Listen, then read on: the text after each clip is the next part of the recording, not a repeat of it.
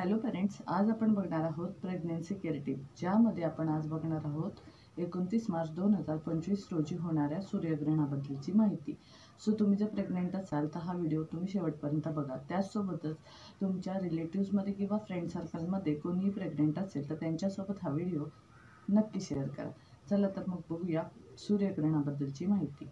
29 मार्च 2025 रोजी शनिवार आहे. त्याचसोबतच अमावस्या देखील आहे. या अगोदर 14 मार्चला एक ग्रहण होऊन गेलेले आहे, जे की चंद्रग्रहण होते, आणि त्यानंतर बरोबर 15 दिवसांनी सूर्यग्रहण लागणार आहे.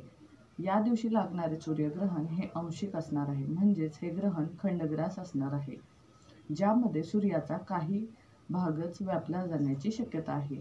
त्यासोबतच आपण आता बघूया या ग्रहणाचं टायमिंग. तर हे सूर्यग्रहण दुपारी 2:20 सुरू होणार आहे. त्याचबरोबर त्याच संध्याकाळी 6:13 संपणार आहे. म्हणजेच पूर्ण एका दिवसातच हे ग्रहण पूर्ण होत आहे.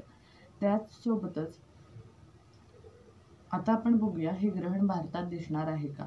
तर हे ग्रहण भारतात दिसणार नाही, त्यामुळे हे ग्रहण भारतात पाळण्याची गरज नाही. त्याचसोबतच या ग्रहणाचा सूतक काळ 12 तास आधी सुरू होत असतो. कोणत्याही ग्रहणाचा सूतक काळ 12 तास आधी सुरू होत असतो.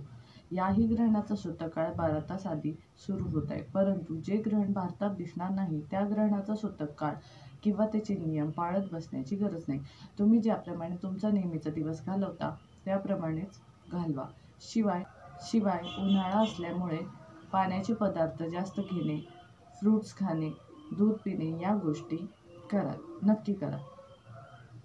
अशाच प्रकारच्या ग्रहणांबद्दलची माहिती आणि प्रेग्नन्सी केअर टिप्ससाठी आपल्या नवीन आयपन या चॅनलला नक्की सबस्क्राईब करा.